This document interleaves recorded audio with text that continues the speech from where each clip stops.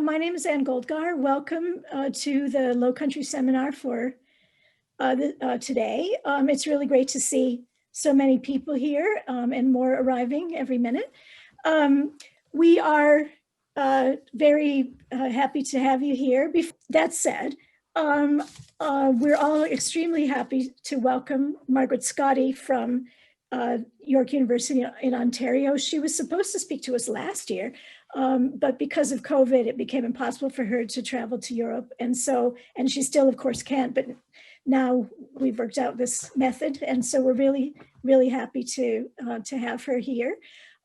She is Associate Professor of History at York, did her PhD at Princeton, and is a historian of science who specializes in the history of knowledge and the history of skill and expertise, largely so far, at least in the early modern maritime and early modern maritime life, how sailors learned to be sailors and learned the science that they needed to be sailors. And her first book, which was on this topic, Sailing School, which I can show you here, which I also tweeted a picture of, came out last year and was received rapturously, I should say, by the history and history of science communities. Got fabulous reviews, is continuing to get great reviews, and has won a number of prizes, including the prestigious Gershoi Award, the Leo Gershoi Award from the American Historical Association, which is the prize for the best book of the year for 17th and 18th century European history. It's great to have her here, and we're looking forward to hearing her speak on the title, as you can see, Dutch Atlases and Nautical Manuals, Opening the Treasure Chest. So Margaret, great to have you. Great. So I also will not watch my own self speak, so please let me know if there's any technical issue. First, let me begin by expressing my thanks to Ann Goldgar for the kind invitation to present in this seminar series. It's ironic that due to the chaos of COVID, you are still in London, but I am unable to be. Still, I'm glad that we've been able to reschedule and transform this into a rather different kind of seminar this term. And it's really wonderful that people can join us from around the globe. Also, hartelijk bedankt to Lisbeth Correns for her enthusiastic promotion of my book and of this talk. At some point, I look forward to meeting in person. As for my lecture today, this is obviously closely connected to my book, but I've decided to use this opportunity to revisit some of my sources from a rather different angle. So thank you for your patience as I try out some new framing, and I welcome your feedback. So to begin, when I say the words treasure chest, what do you think of? Something like this, I suspect. However, today we will be discussing a different kind of treasure. Plain, serviceable books, bound in vellum, often stained with ink or salt water. This kind of treasure turns out to be technical, sometimes visual or cartographic, and others mathematical. So why do I call these volumes treasures? Well, the Dutch manuscripts are known as schatkamer. So schat for treasure and kamer for chamber. So schatkamer becomes the treasure storeroom or treasury. And this term of respect, or perhaps even endearment, is how their creators used to describe these manuscripts. Here are some carefully calligraphed examples from the latter half of the 18th century. Here are a couple more. And here are some simpler ones that have seen more wear and tear. This type of sailor's manuscript workbook produced in a classroom during part of one's navigational education is one of the main types of sources that I analyze in my book, pictured here. Sailing School is a comparative study that helps us understand how navigational education developed in Spain, England, France, and the Netherlands, and also the relationship between navigation and other sciences and technologies during the period. To carry out my comparison, I turned to print culture. This is a maritime book history. Drawing on published manuals as well as the student manuscripts, I've recovered detailed evidence of how maritime experts taught abstract mathematical knowledge in classrooms, and then how practitioners implemented this knowledge on board ship. My analysis uncovered a series of significant differences over time and among nations, and I'd be happy to discuss some of those differences later. But today, I want to trace a new story of imagery and innovation in nautical print culture. The manuscripts produced by practicing mariners are invaluable for historians of science, education, and information. As I discuss in my book, these volumes are surprisingly ubiquitous.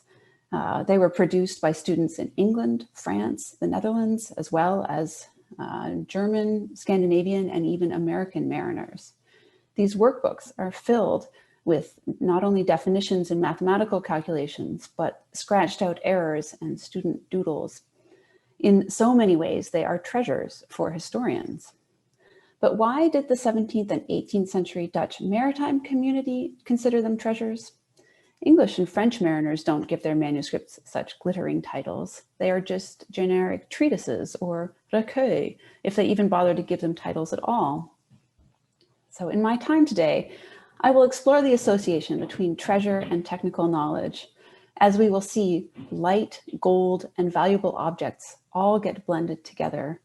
The Dutch clearly deemed navigational knowledge particularly worthy of being protected, not technically guarded under lock and key necessarily, or stashed where X marks the spot, but safely between two covers and treated with high respect. I'd like to suggest that there are two key factors at play here.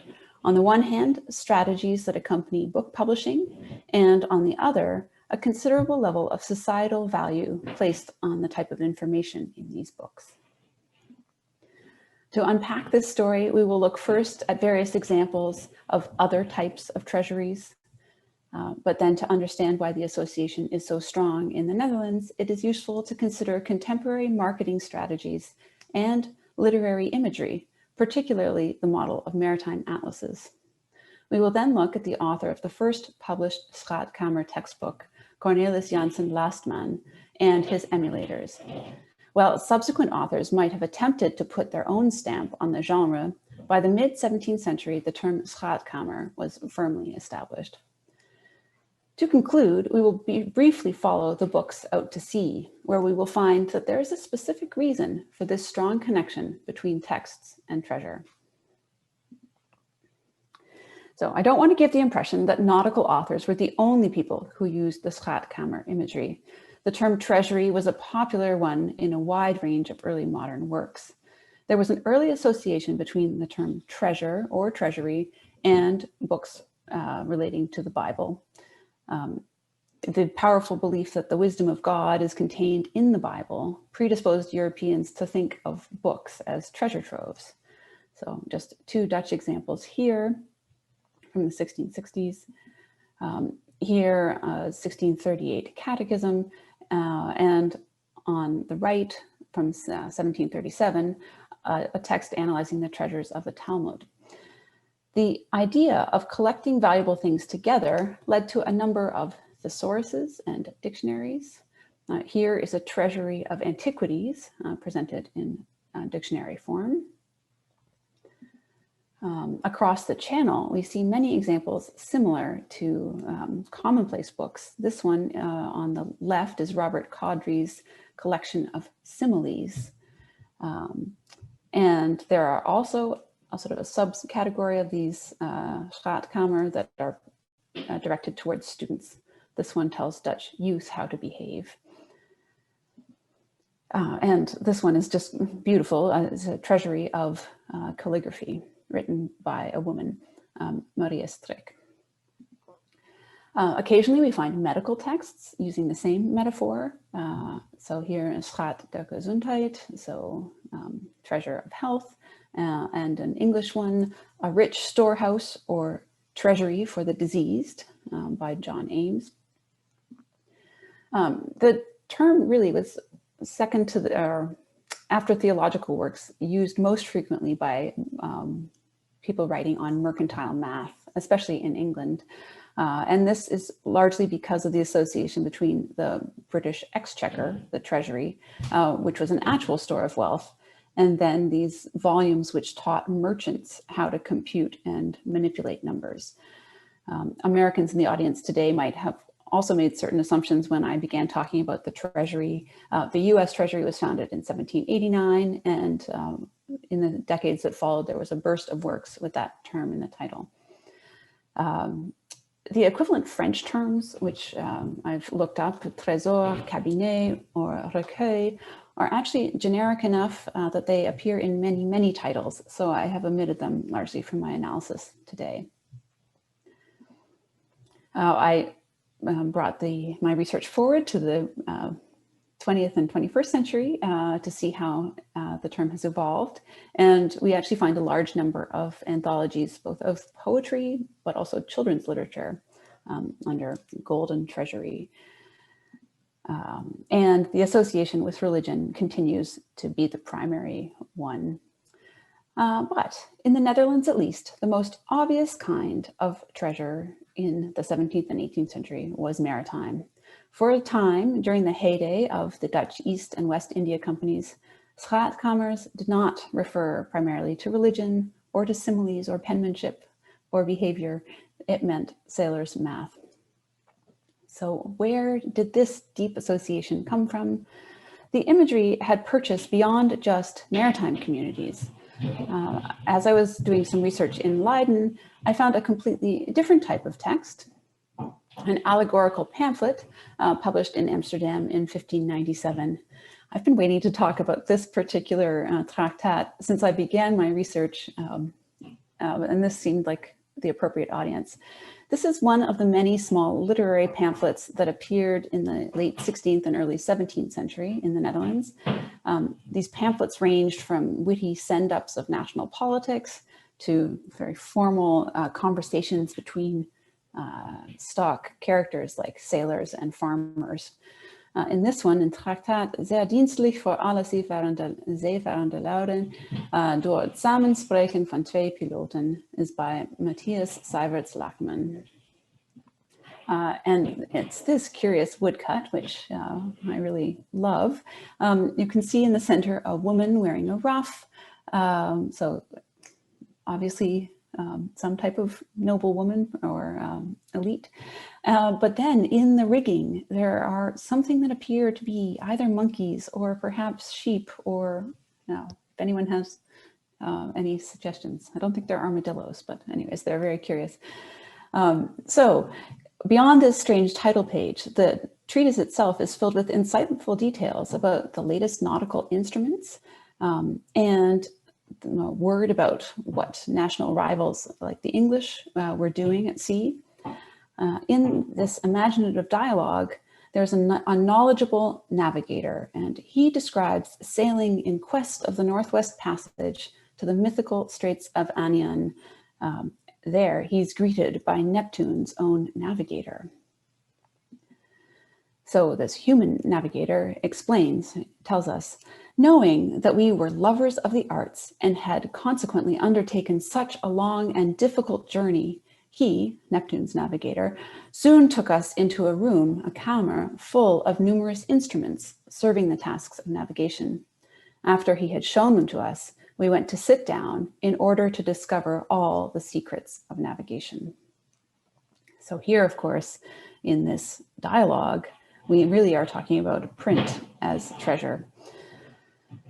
If Lackman's text was allegorical, the others that I analyze were supremely practical. So now let us turn to the efforts of authors, editors, and publishers competing to secure a corner of an emerging market. In their important recent study, Bookshop of the World, Andrew Pettigrew and Arthur de Wedeven have demonstrated how Dutch publishers worked assiduously to expand their market. I have found this same concerted effort to develop a book market, not only in a geographic setting, but for specific genres. I see it in the case of ambitious authors who work to create a readership for nautical books in general, beginning in Spain and moving north.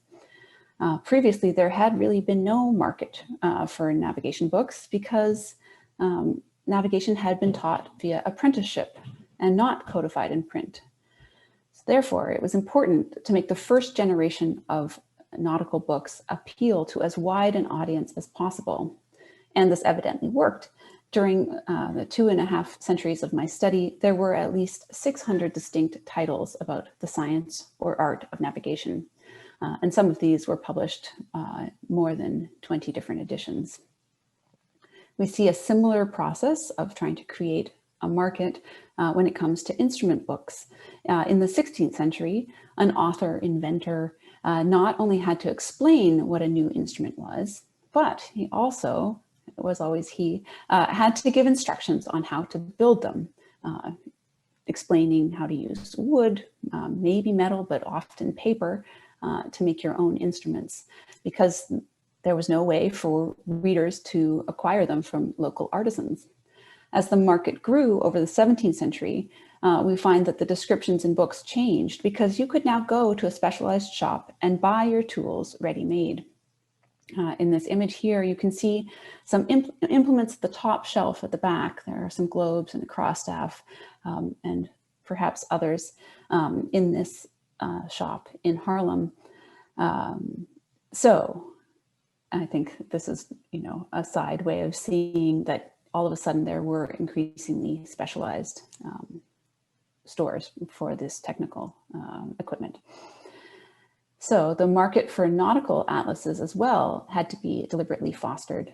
Sea captains had been sailing along the European coastlines for generations and even centuries without formal printed charts.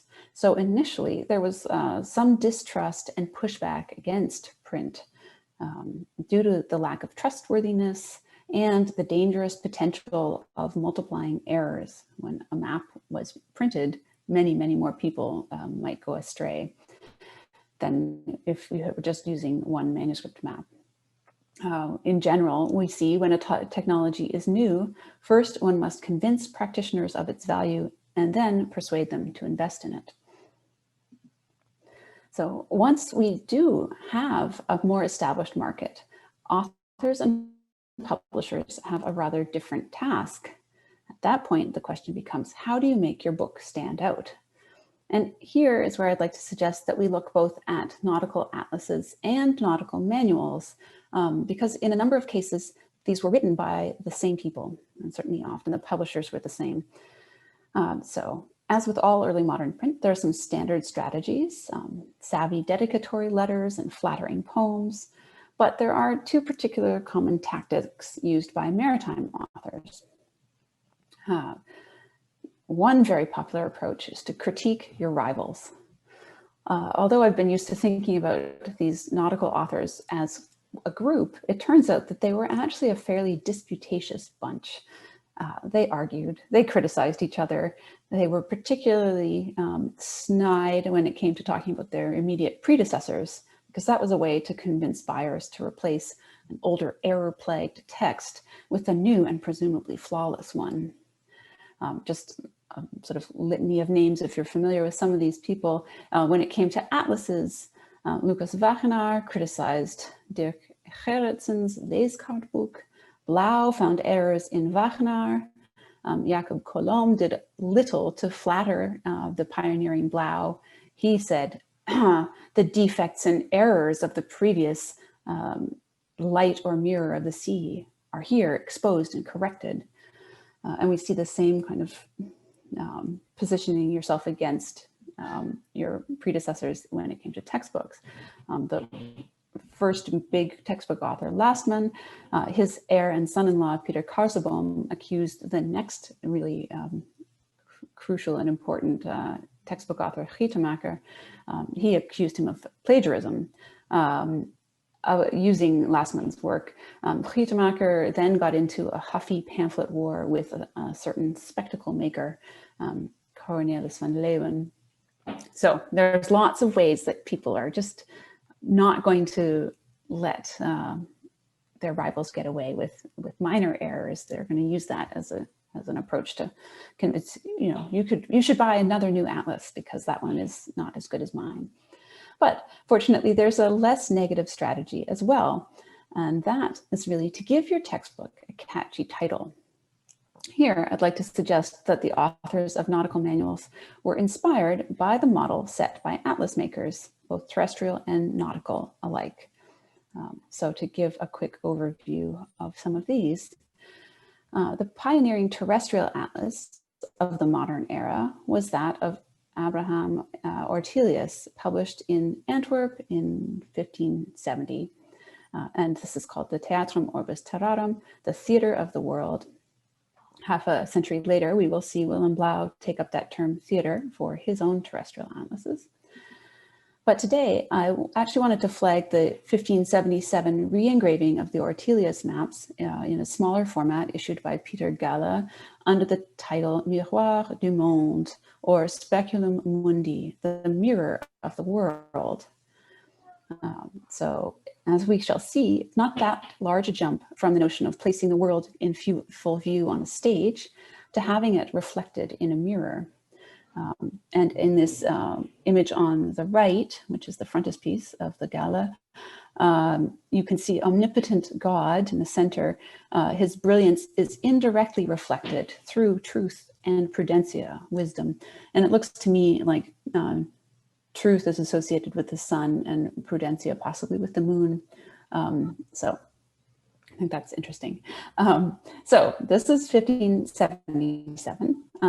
And less than a decade later, in 1584, the experienced sailor and enterprising sea chart maker, Lucas Janssen Wagenaar, produced the first sea atlas. So this is here in the beautiful copy from Utrecht. This is the Spiegel der Seefahrt, published in Leiden by Plantin in 1584. And Wagenaar is considered the first to combine traditional textual sailing directions with original nautical charts. So that's why this is the first nautical atlas. If we zoom in here, what's important about this volume, or there are many things, but Wagenaar included introductory material about the science of navigation, explaining all of the necessary theoretical background. And he also promised to pay mariners if they brought him new geographic information or if they helped him correct any errors in his maps. And up at the top center here, we see this blue circle is a concave mirror, the Spiegel, and people are gathered around peering into it. And if we look, the guys with the small domed hats are the sailors, and those people who have brimmed hats, I think, are merchants. There are two other editions here. On the left hand, a pirated edition that appeared in England, and on the right, a legally copied edition by Cornelis Claes in Amsterdam. And so the mirror, again, is prominent on these title pages.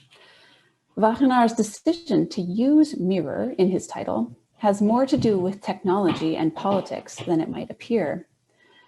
Eileen Reeves, in her book on the invention of the telescope called Galileo's Glassworks, she writes about the association between mirrors, politics, and new and old technology. She explains that the idea of a telescopic mirror emerged in literary and philosophical works of the medieval period. Writers were nostalgic for the wonders of the ancient world. For instance, the mathematician Archimedes famously devised a giant mirror that used the sun to set Roman warships afire during the battle in the year 212 BC. And there are other ancient accounts of light in action at a distance, such as the Pharos, the lighthouse at Alexandria. Here, if we fast forward to the 1580s, this is Jean-Baptiste de la Porta's work on natural magic. So the original Italian is 1589, English is 1658. And Della Porta was musing about this idea of the Pharos at Alexandria and wondered if instead of a reflecting mirror of metal, might it have been possible for the pharaoh Ptolemy II, no relation to the geographer, could he have used a glass lens that would have allowed him to see approaching ships?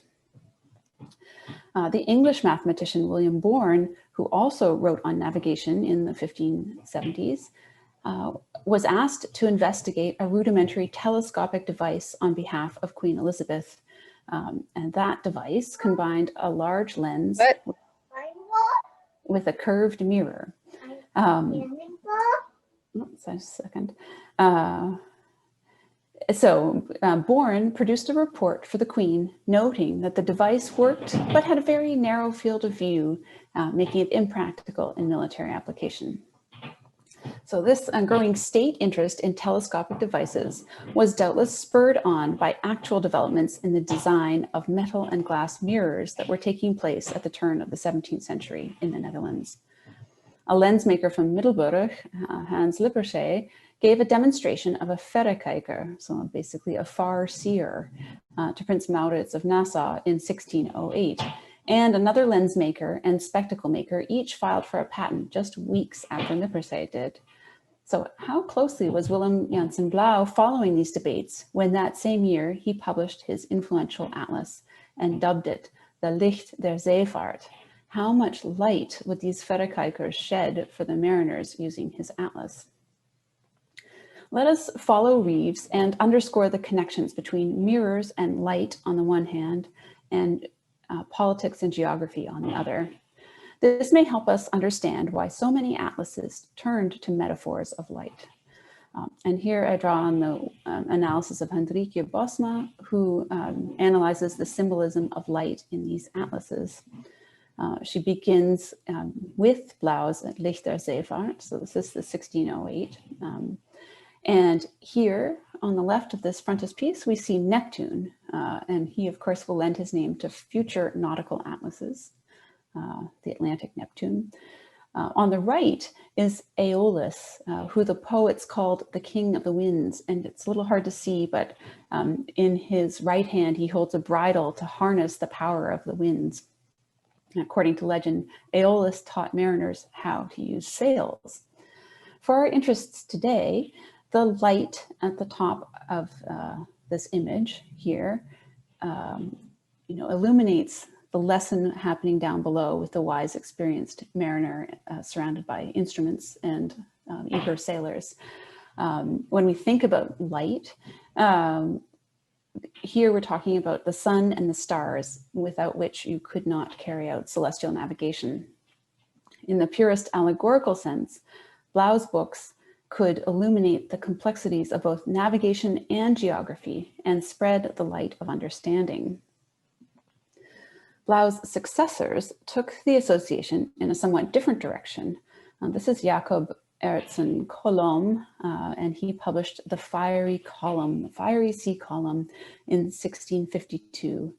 And actually this interesting shift here, there are still mariners using a lot of instruments, but the wisdom, the lesson is being handed down from the podium on the left, in the back right. And instead of a wise elderly mariner, here is a learned man wearing academic robes or religious ones. And the central image here, rather than a lantern, is a twisted column glowing. And this appears in a Bible verse, Exodus 13:21. The appearance of a burning pillar in the heavens guided the people of Israel at night on their flight from Egypt. Ultimately, all clear lessons stem from God. There's another pair of nautical atlases shortly after Colomb's, and they continue the theme of illumination. So on the left, Arend Roogweens brandende veen, which means the burning fen. So if you see this kind of mountain at the top that looks a little bit like a volcano, it is actually peat, because the fen is kind of the bogs, and there's a lot of peat, and there were not sort of traditional or modern lighthouses yet. So people kept bonfires burning on elevated structures along the coasts. So that is what is depicted here. On the right-hand side is Johannes van Keulen torch here. A beautiful woman lighting the way. This is the second expanded edition.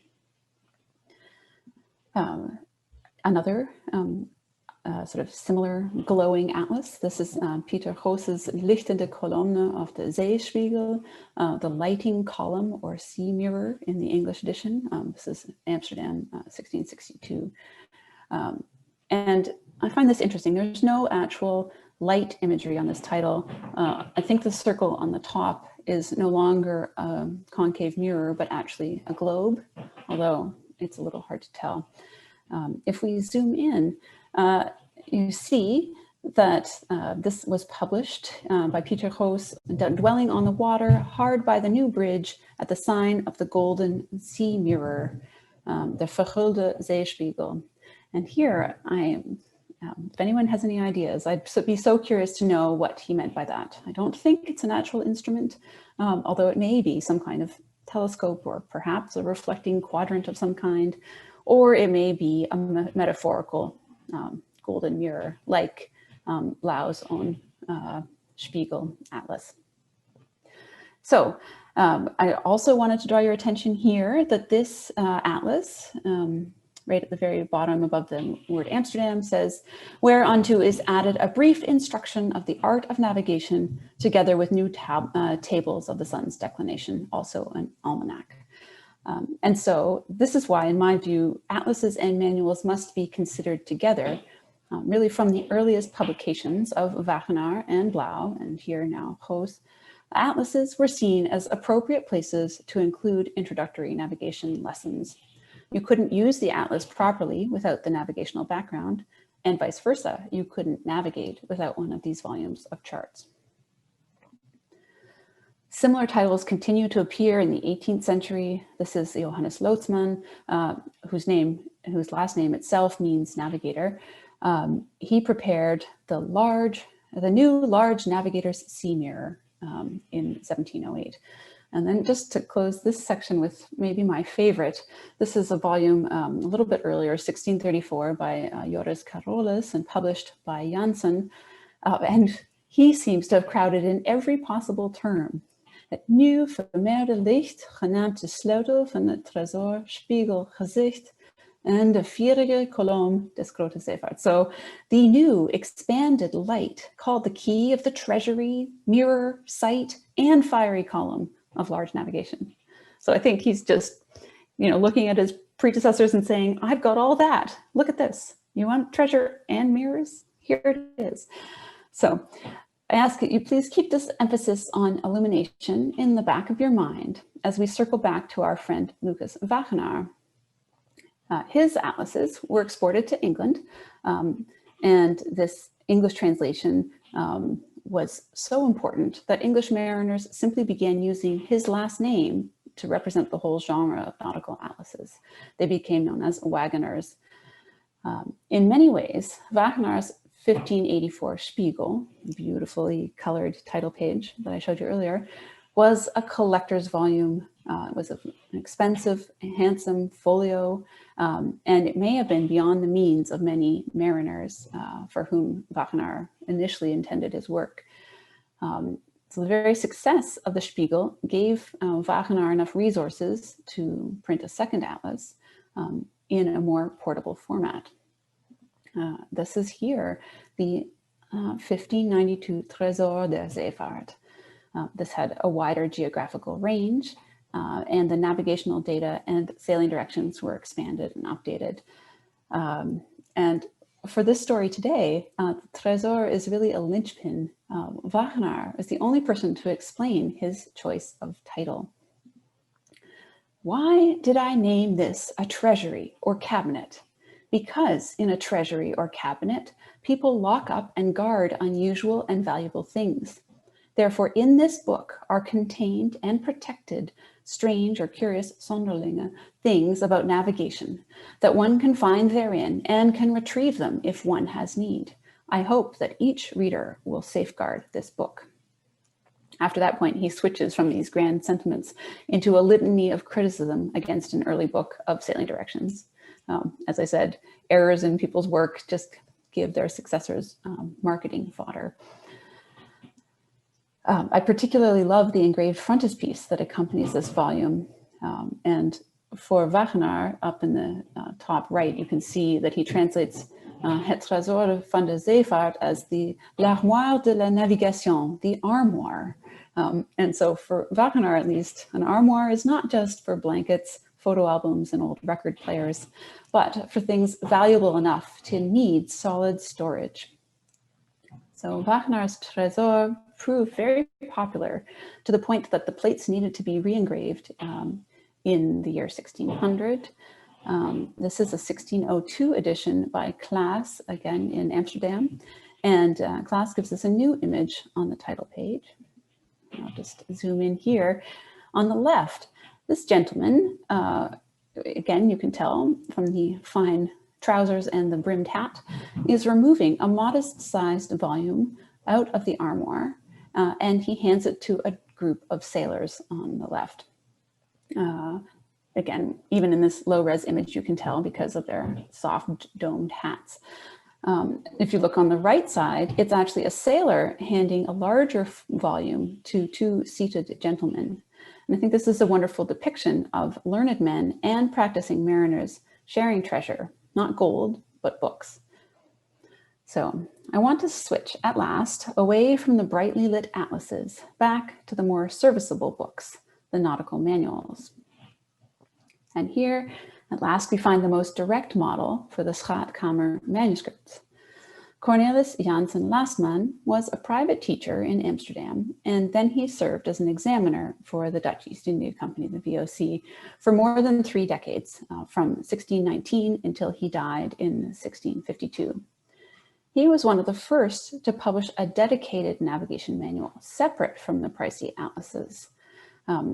And compared to the few texts that were circulating before 1621, Lotzman's Schaatkamer des Grote Zeevaartskunst was comprehensive, including information about everything from calculating the tides, taking celestial observations.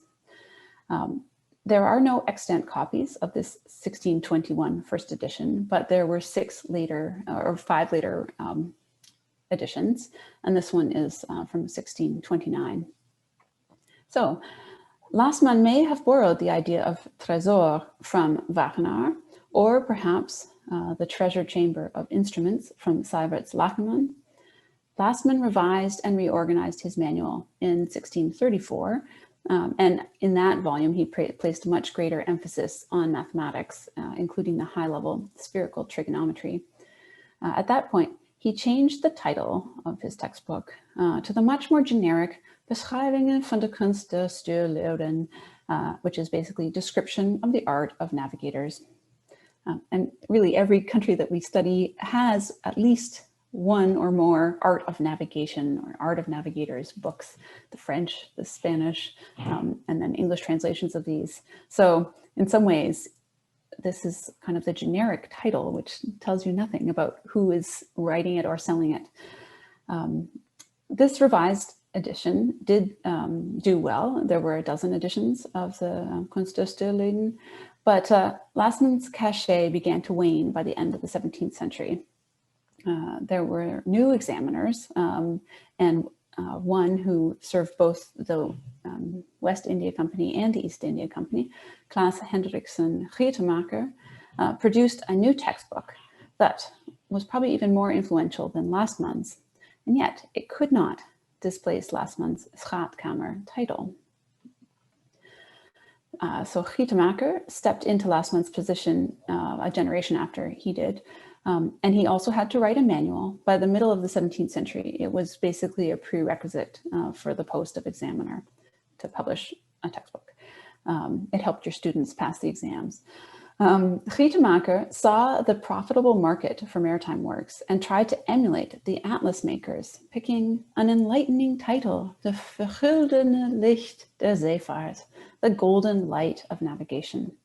And since he was quite aware of Lotzman's very successful success over the previous decades, he pilfered his subtitle, the Kunst des Stuurlieden, the art of navigation. So Gietemaker goes on to have amazing success. There are 21 editions of this work, a French translation and a pirated edition. Gietemaker's book was sent on probably thousands of VOC ships, but mariners didn't rechristen the genre the Golden Light. Instead, author after author, textbook author, continues on the Schaatkamer train. Here we have a Schaatkamer by Klaas de Vries, a new Schaatkamer published in the city of Hoorn, a small Schaatkamer.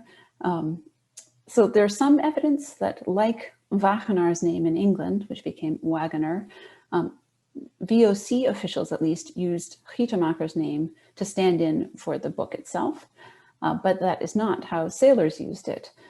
We actually know, thanks to this book here by Abraham de Graaf,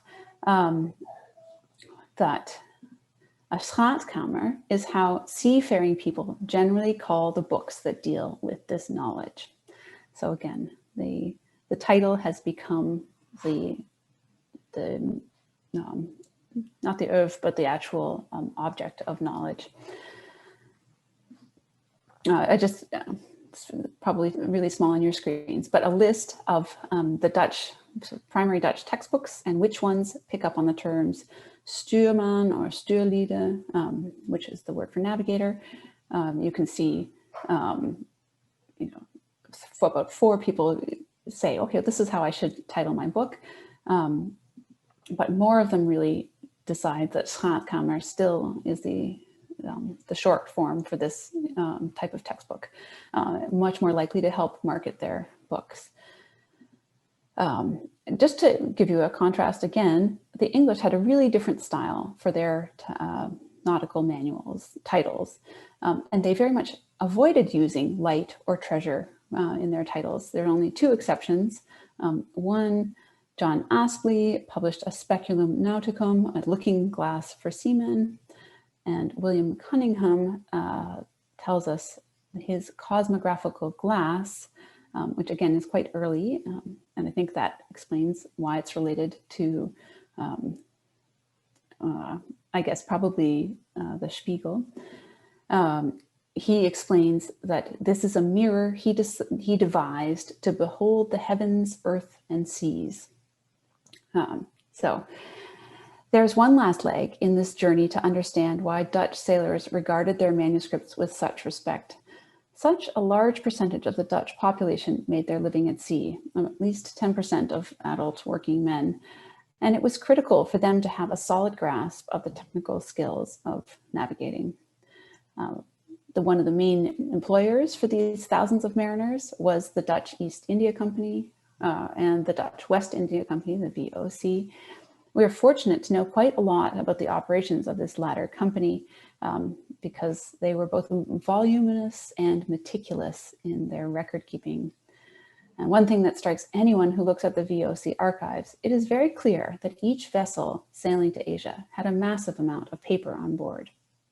The company had their printers print up inventory booklets to facilitate the record keeping during voyages and afterwards.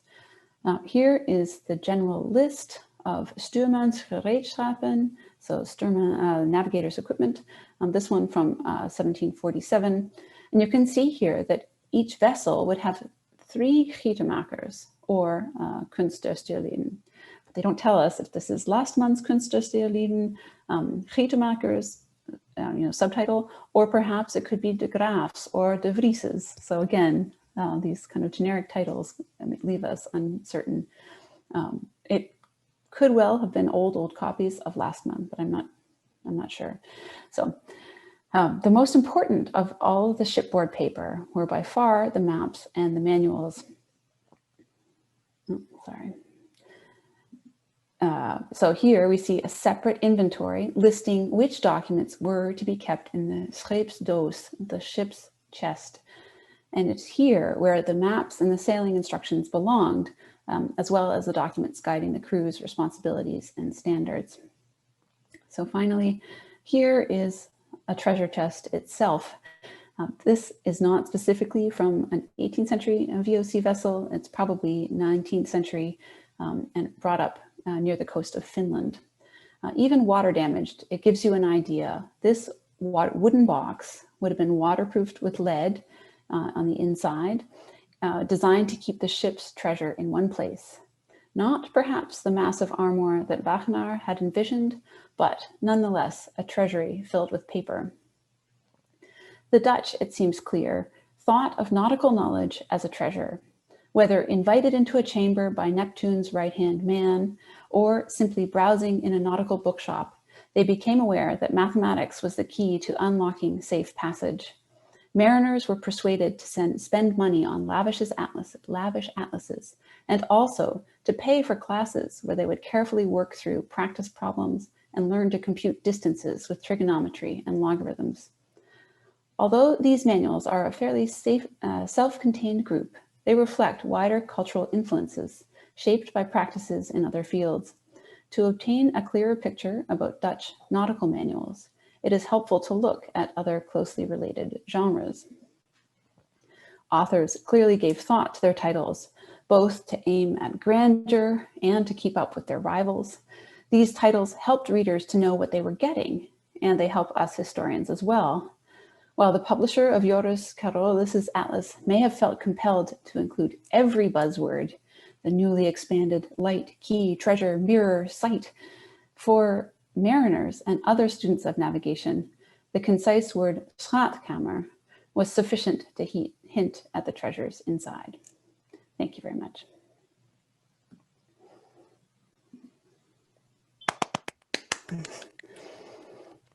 Thank you so much. That was terrific, Margaret. Really, really fascinating. Let me explain to everyone how we're going to do the questions. We'd like to have a discussion in this seminar as opposed to just reading questions out. And so what I suggest is that if people will just tell me in the chat or just put in the chat that you have a question, or do the raise your hand, blue hand on your screen, which I think I should be able to find, then we can call on you, and then you can unmute and ask your question. I think that would be the best way to do it. I'll start though. It's the chairman's privilege to begin, and I really love this, and it showed me once again how consonant our interests are, Margaret, which we've already discovered in talking before. I actually spent an entire summer collecting titles of books that were about, that indicated that things were in a box. And this is more English than, this was for an article which I never wrote. This is the story of my life.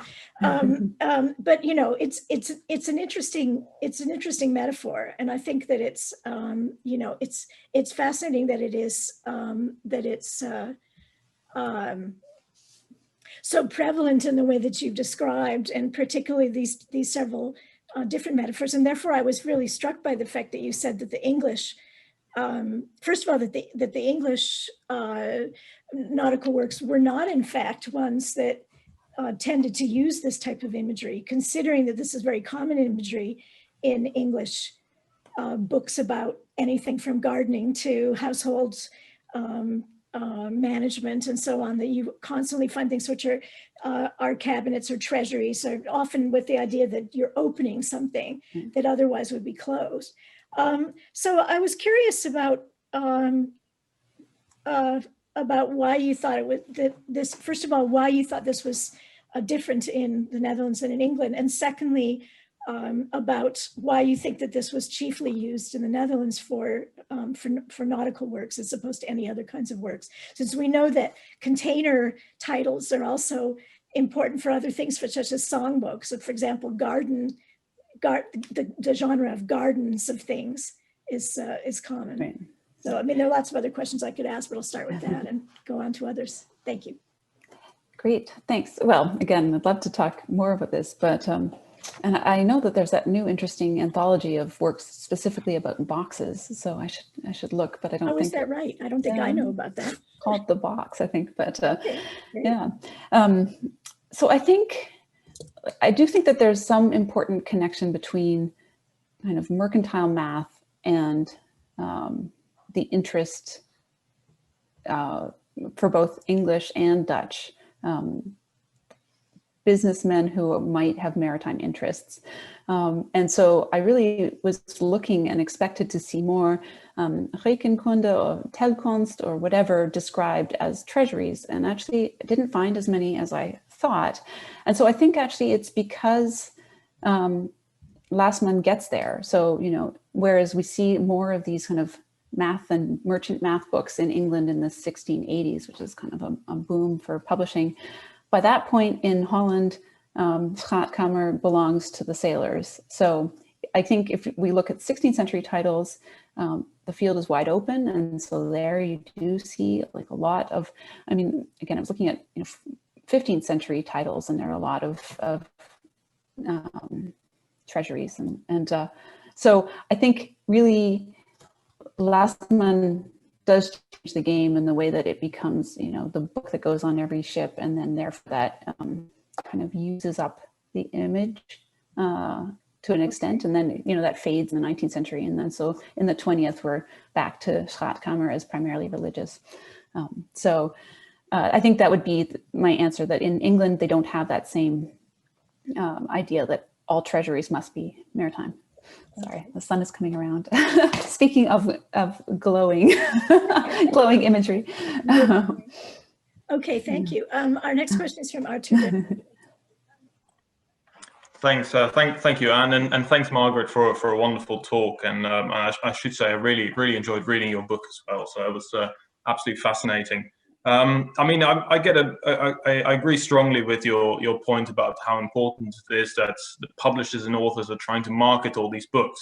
And I think this is something that's ubiquitous to the Dutch commercial nature of the period, and you see them doing it in all sorts of genres. You look at newspaper advertisements, and everyone is constantly trying to flog you new mills or lights or telescopes or fountains or fireworks, and constantly also, of course, slagging off their competitors. So I think that certainly resonates quite strongly. But really, so my question relates to that, and I was wondering, to what extent do you think that this market for both naval atlases and navigational manuals is very different from the broader market for what you might call sort of professional self-help literature, whether that's on the art of surveying or military fortification or gardening and horticulture? I sense that these are all genres in which some of the themes that you've described, like the constant copying of particular themes or engravings, or the use of specific shorthand titles to describe a genre. I think these are things that you see across a lot of these types of publications. But is there something specific to the navigational market that really stands out to you there?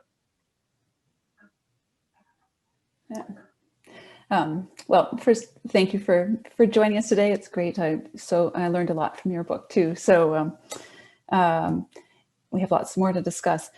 I think that there are two answers, and one, I gave a talk a couple weeks ago actually at the Fisher Rare Book Library at the University of Toronto, and that was specifically about it was supposed to be touching on some element of the book trade. So for that, I kind of framed how I see maritime books and how they needed to be developed, because really this was the first time that this technical information was written down, and people didn't know if it was going to sell. And David Waters famously said, "Oh, all those early books, they must have just been read by gentlemen." And from a book history perspective, that doesn't make sense at all. Why would there be hundreds if it was only for gentlemen? So the very number of them, indicates that there is a market.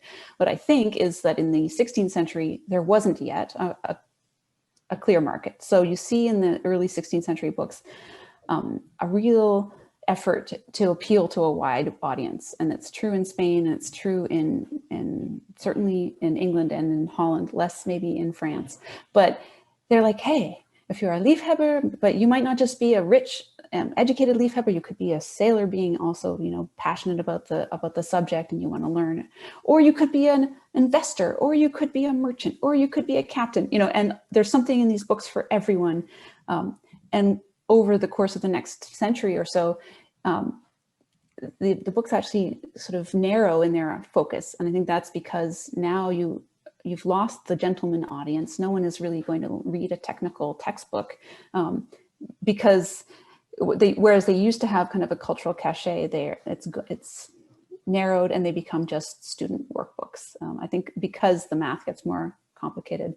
I guess maybe the difference between the specific navigation market and some of the other fields you're talking about is how, I mean, I really see, especially in England and in the Netherlands, that these teachers are entrepreneurs.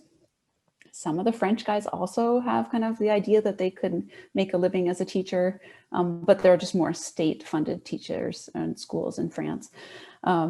So they have that kind of savvy way of saying, hey, you want to buy an instrument, but then you don't know how to use it. You better buy the pamphlet. And actually, I can help you with the pamphlet and walk you through the steps. So take my lessons.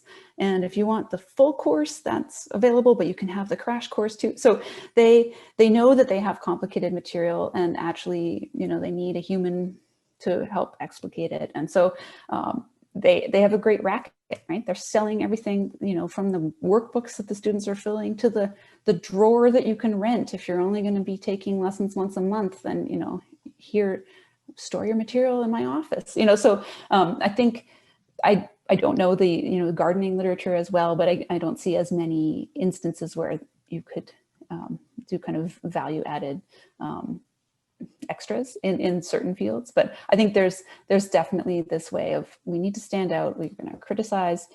My book is really comprehensive, and then my rivals is only, the top 10 things. And so is that good or bad? But he's trying to, make himself, distinguish himself from the guy down the block. So yeah, thanks. Thank you very much. Our next question is from Sjoerd Leveld. Thank you, Anne, and thank you, Margaret. It was a really, really exciting and interesting talk. I loved your image of the title that had everything packed in it. It's such a wonderful thing, and it made me think, like, how often you gave one example of an author actually explaining the title, right? And Ortelius also does so in his theater in the introduction. Oh, good, yeah. I remember. Which his description of the theater is really interesting. So those are examples of the authors choosing the title, right? They, or at least accepting the title as theirs and then riffing on it, at the very least. I wonder whether you have any indication how often it's the author's choice and how often it's the publisher's choice. And related to that, how often concerns of multilingual publication play a role? Do publishers change titles of multilingual concurrent publications of the same atlas or the same book, which they often do?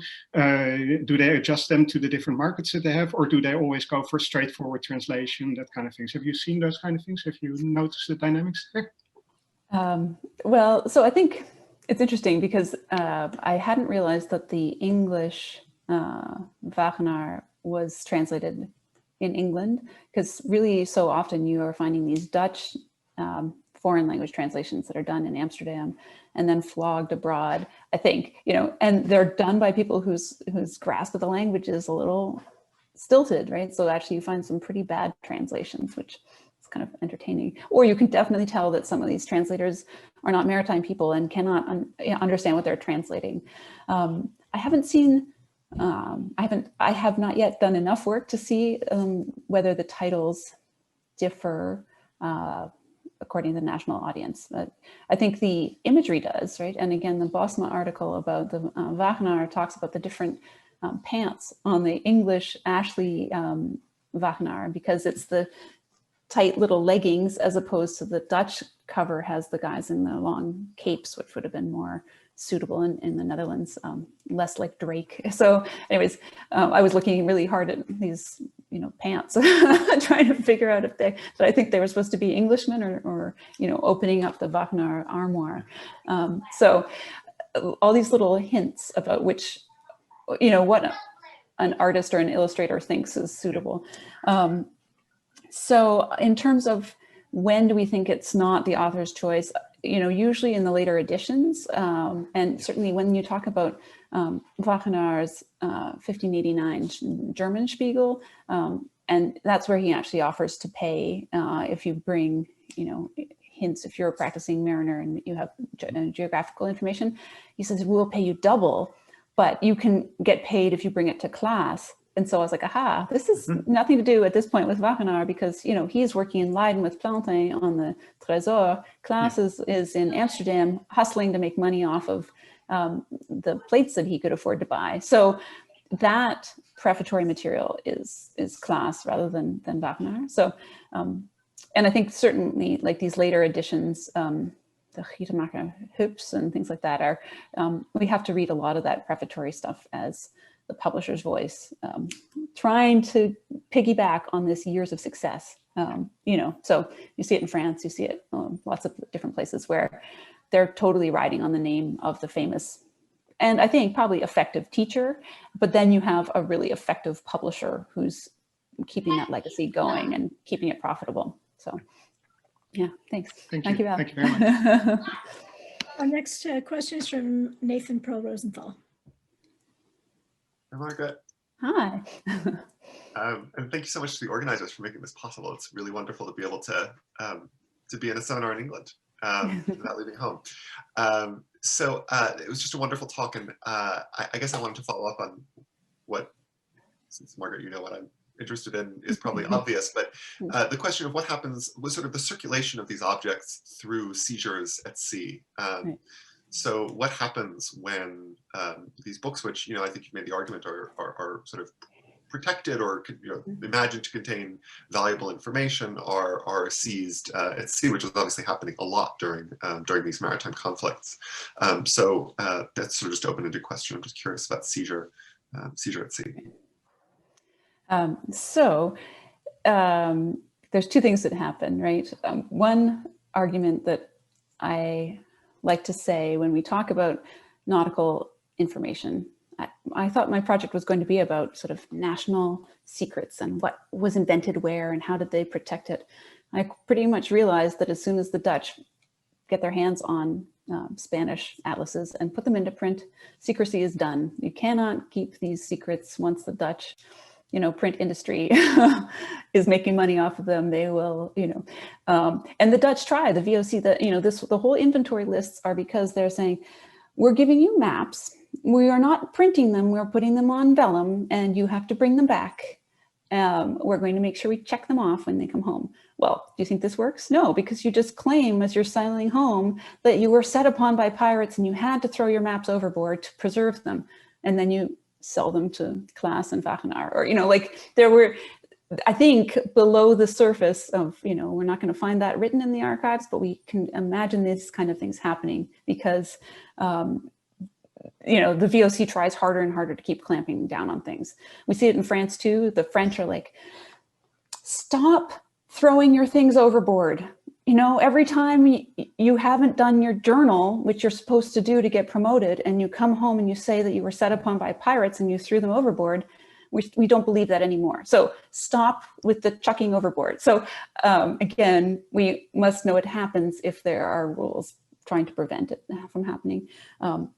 You know, there are a few things in the prize papers where you can see, oh, good, they got a Dutch, you know, textbook in the pile of papers that they seized. But again, this is not secret information. So it's not, you know, again, maybe very, very early, but I think really the route from Iberian knowledge went legally, you know, before the Dutch revolt, right? The Spanish texts got to Antwerp, you know, and then were translated into French and Dutch in 1580. And so at that point, you know, the Spanish were not worried about keeping information secret. So alas, it's hard, right, to find the truly secret stuff. But I think we're really dealing with this, you know, secret science before, I don't know, 1540 or something, before Stephen Burrow goes to Seville and comes back and then prints the translation from the Spanish Medina. So anyways, that's what I found, that this is, you know, again, the secret stuff is very, very elusive. So. Okay, Tony Christie. Thank you for a fascinating talk, Margaret. I don't need to tell you that I love your book. So happy to see you here. Thank you for coming. I couldn't go anywhere else. Going back to readership, do we actually know anything about literacy rates amongst seamen? Because that's an important question. Who was capable of reading it? Right. So that, I think, again, changes really over the period. And I've made a point that, you know, this system of training, which comes in, you know, kind of starts in Spain, really with the foundation of the school, the Casa de la Contratación. And this school is nonsense. I mean, it's like trying to teach a university course to these pilots, navigators who have just made their living crossing dangerous oceans. It's a kind of illogical system, but the teachers that got hired by the Spanish crown were university men. So they thought, we're doing university, textbooks, lectures, exams, you know, keep up.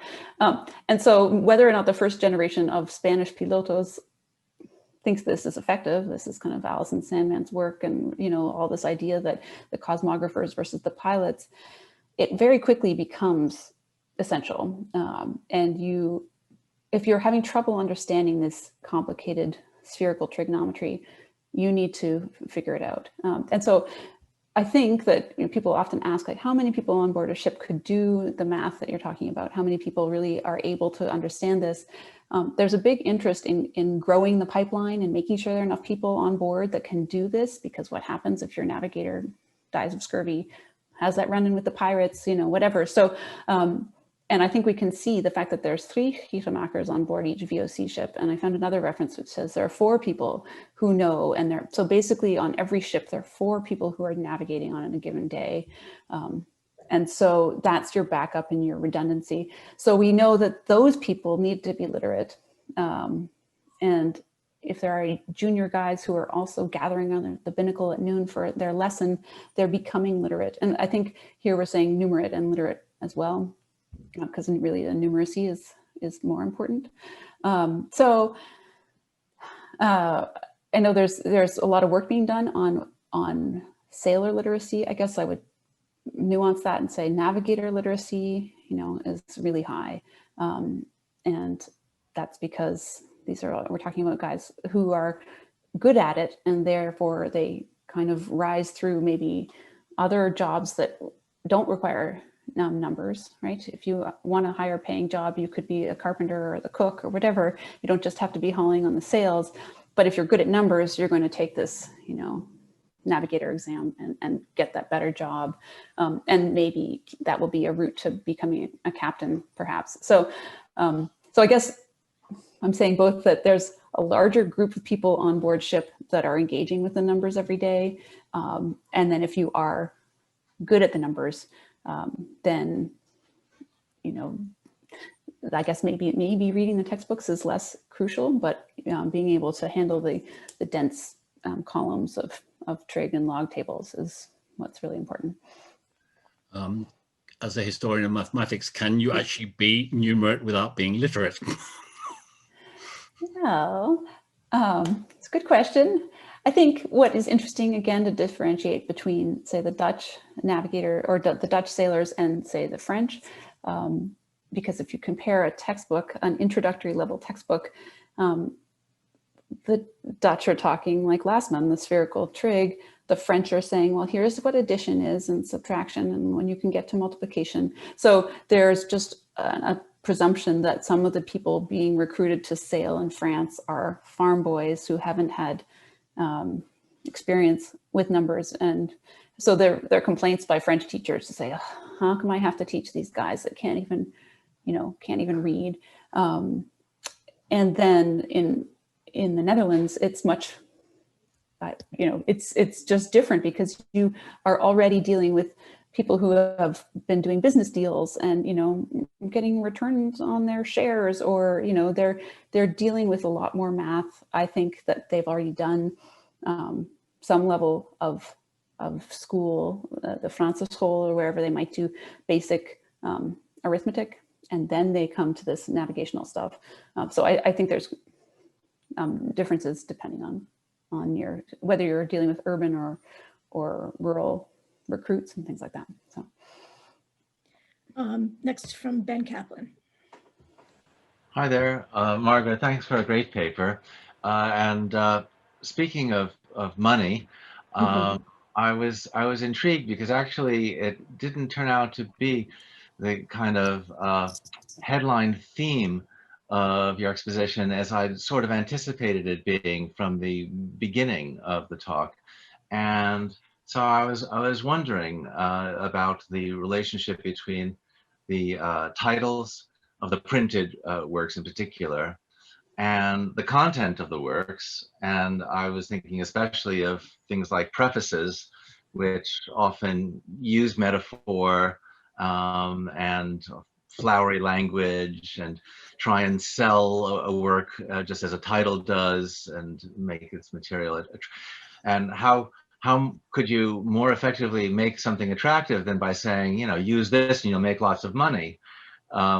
So do the prefaces and do these works actually kind of tie the metaphor of treasure chest to the kind of monetary value that can be extracted from the use of these texts, and to what extent is that elaborated and utilized as a marketing tool in the works?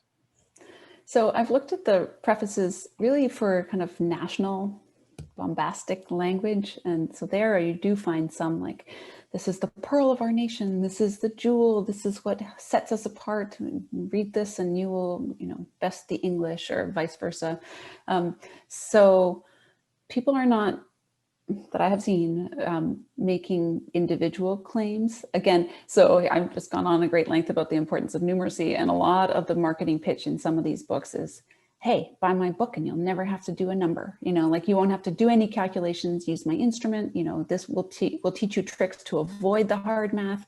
I see those as the second level textbooks, like after Lotzman, who comes out and says, I'm revising this so that everyone has to do more trigonometry.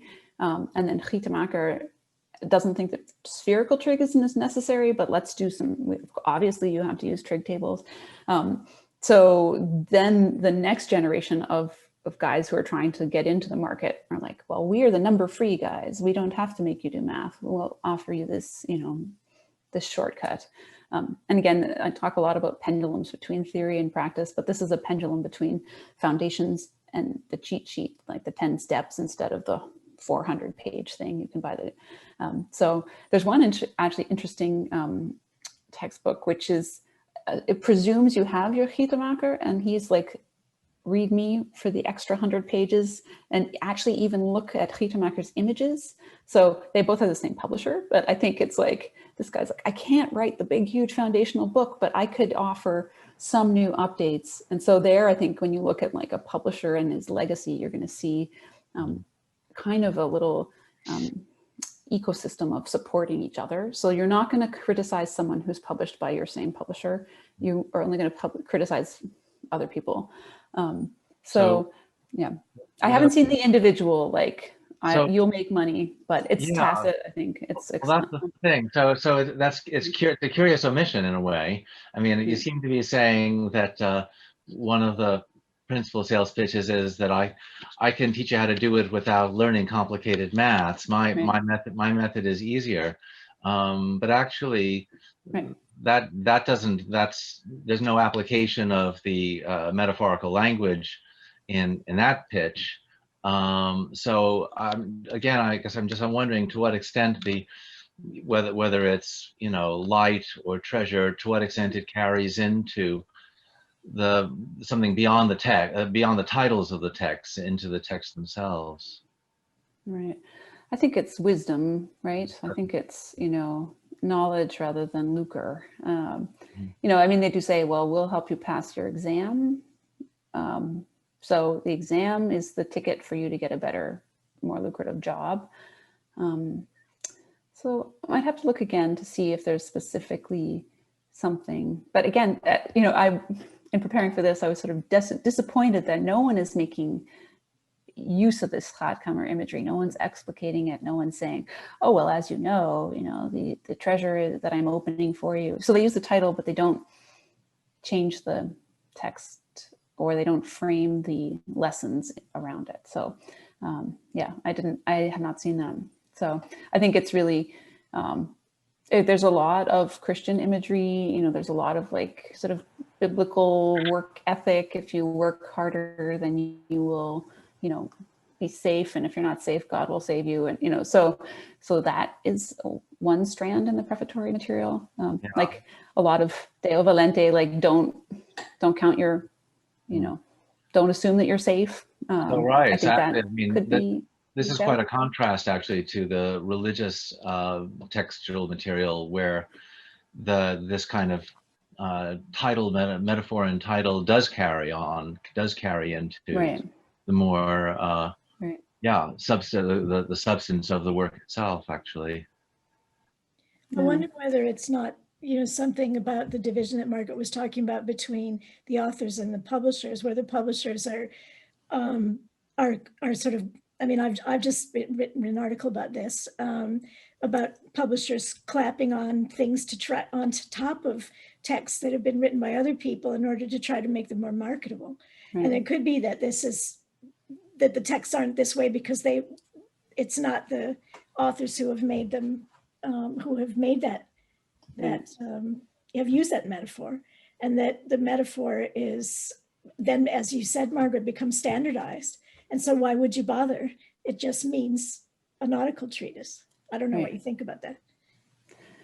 My one example about, an author's metaphors. So there's this famous navigation teacher in Dieppe who's called Guillaume Denis, and he actually reads Latin Dutch textbooks to bring in some Dutch technical material into the French kind of curriculum. He's pretty important, and he's connected. He writes to Colbert, and he sends his books to Paris to be sold. So he's pretty high status in a world where nautical authors are not yet a thing in France, if they ever become one. But he sends his work to the Académie de France to say, well, is it all right? What do you think of the draft? And he gets corrections back. I don't know if they're extant, but he talks about it in the letter. And they're like, your metaphors are clunky, so you have to work on that. If you're going to dedicate it to Louis XIV, then no way, And so then he publishes it. And I'm dying to know whether the metaphors that are in print are his, or if they were suggested to him by these poets, because he's the one who says, navigation is like a chariot and there are four wheels, and the latitude, the longitude, and the distance and the direction. And, if one gets bogged down in the mud, and then he brings in the four evangelists and he's like, well, the lion and the, and you're like, what? So I don't know. I'm really, and he's otherwise a very serviceable writer. He's talking about let's do some geometry. Religious geometry, I don't know, heavenly biblical geometry, it's very weird mesh. So I'm inclined to think that in that case the metaphors got pasted on, but I mean he's a learned abbot, so maybe he can channel some four evangelists imagery just when he's told to. So anyways, so the Dutch, I don't get any of that, alas. And even even the prefatory poems are rarely written by the guys that write the books, and so there must be this circuit of prefatory poem writers that are, using acronyms for people's last names and oh, okay, I'll crank another poem out and you can slap it on your book to make it look classy. So. Okay, Christine Coy. Yes, thank you, Margaret. I've learned a lot from this talk, and not least that sailors wore little domed caps in the 16th century.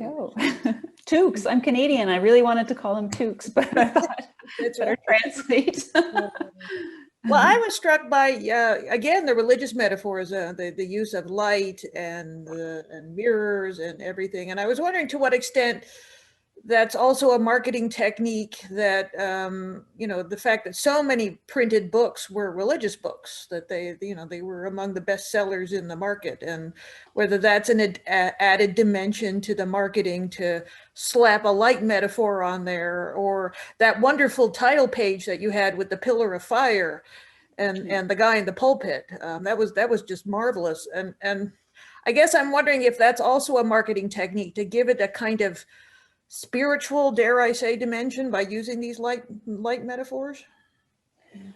Yeah, I think so. This Henrike Bosma article is from 1984, and actually it's published in a journal called Quatre Trésors. I was like, oh my gosh, it's a treasury of map journal articles. Treasuries are everywhere. And she really emphasizes the religious side of this, right? This is God's illuminating, but I'm interested just to see the Eileen Reeves angle, where it's technology, or it's, it's patents and kind of national competition. And so can we make anything of that moment where people are hustling to get, a retirement pension because they invented a longitudes method, so I don't know.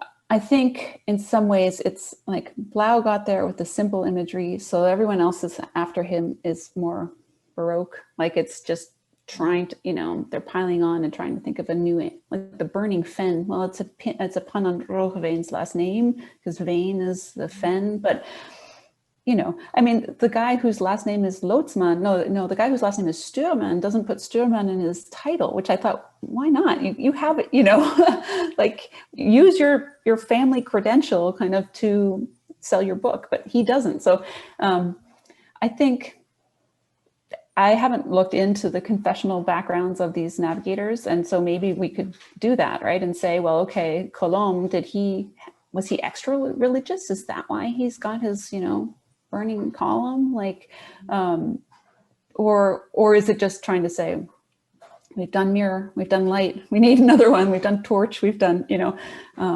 so. His name is Colomb. Yes, yeah. On the other hand, that could be, you know, the question is which comes first, you know. Right. Yeah. I mean, obviously with Roggeveen is, you know, that obviously came first, but considering the fluidity of surnames Right. in this period, it could well be that Colomb named himself after his book, Right. or after his shop. I mean, because you also had you had the shop as well that you were asking about. If I understood right, you were asking about Peter Hose's shop, the Golden Sea Mirror, and I assume that he named his shop after his book. So there's all this kind of, the naming practices are all bouncing off of each other. Right, but like Klaas, who's this famous guy who starts mostly as a generic bookseller and publisher and then becomes more specialized, his shop name is the Golden Writing Book, right? And so there are all these objects, and do you guys know, or do they hang them out the front door like they do? Yeah, it's shop signs. I mean, if you know, you must have noticed in Amsterdam that there's still all of the gevelstenen, you know, on houses, that because there were no house numbers, every house had a name, and it either was displayed on the front, or it was a sign that was sticking out over the street. Right. And so that's what this is about. It's identifying where the shop is, and sometimes even more. I mean, it also says that it's op het water, that is that by the bridge, whatever. But I guess I just want to know whether the Spiegel is like the Spiegel, like the book, which is the kind of metaphor for the book, or is it actually one of the round circles? You know, so that's because a gold Spiegel doesn't make sense, right? You would need a reflective silver one or a brass one, but you know, so anyways, I don't know what he would have had, but you'd feel certain that that's on the shop sign. So yeah. I mean, if you look at well, I mean, any addresses in the period, this is what you find. But but the easy place to look is in the colophons of where things have been printed, because you will see this constantly. And yeah, it's great if you can name your house after your trade, but you could also name yourself after your house. Right. Schotte in Haarlem, or is it called Alderwereld, I think, family in Amsterdam, which has got, but they're still there, this big globe on the top of the house. Awesome. So, anyway, just a bit crazy. I'm inclined to agree with Anne and Ben that maybe, you know, that there's this kind of marketing going on, you know, like you said, the hustle, you know, so let's throw these various things out there on the title pages, in the prefaces, whatever, to sell more books. And if that is religious or spiritual types of imagery, you know, so much the better. So yeah, I mean, we all know how mercenary publishers are. So right. Absolutely. And Klaas in particular, who said that he was out for the money and that's all that he cared about. Anyway, do we have any more questions, or shall we let Margaret rest? Shall we let her rest? I think there's one more message. Let me just check to see what it says. Yes. Well, before we finish, let me just, and thank Margaret, let me just remind you of the next seminar, which is in 2 weeks' time, the 4th of December. Again, everything will be done in the same way. You'll need to register online. And I should point out to you that the next term's seminars are also online at the IHR now, so you can register for those. Next one is Hal Parker, who writes us as Charles Parker, his real name, in case you only know him through his publications, who is at St. Louis University, and he's going to be speaking about global Calvinism, conversion and commerce in the Dutch Empire, 1600 to 1800. So we would love to see you all there. Uli has just put in the chat the link, but you can find it easily enough at the IHR seminar website. Let me just invite you all to thank Margaret for such a fantastic paper. So many congratulations. Thank you, That guys. was wonderful.